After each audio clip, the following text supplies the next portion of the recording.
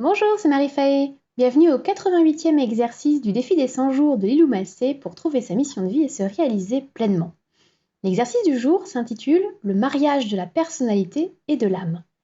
Lilou nous explique que pour trouver sa mission de vie, il est essentiel de comprendre d'une part ce qu'est notre âme, mais sans nous donner plus d'informations. Donc je suis partie du principe que mon âme, c'est la partie de moi qui est éternelle et qui s'incarne de vie en vie.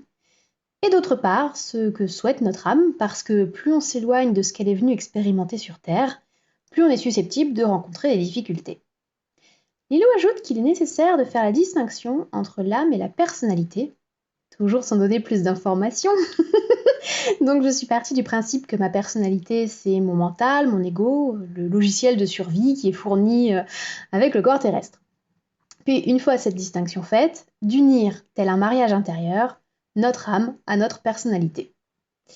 Le défi du jour consiste donc à se créer un rituel pour joindre notre âme et notre personnalité afin qu'elles soient unies et harmonieuses à jamais.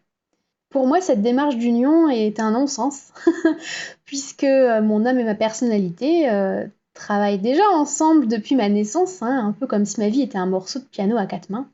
Du coup, selon moi, elles sont déjà unies. Je me suis donc plutôt concentrée sur l'aspect harmonieux, et en guise de rituel, j'ai consacré ma méditation du jour à l'harmonisation de mon âme et de ma personnalité.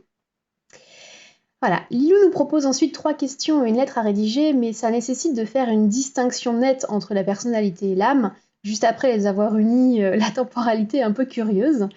Et ne sachant pas décrire mon âme, n'oublions pas que les âmes, c'est discret et non interventionniste, on l'a vu hier, je me voyais mal écrire une lettre en son nom. Bref, cet exercice m'a laissé un peu perplexe. Côté tarot, j'ai tiré la carte des projections, sur laquelle on peut voir un homme et une femme qui se regardent sans pouvoir se voir. En effet, chacun projette sur l'autre une image qu'il a construite dans son mental, dissimulant ainsi le vrai visage de la personne qui est en face.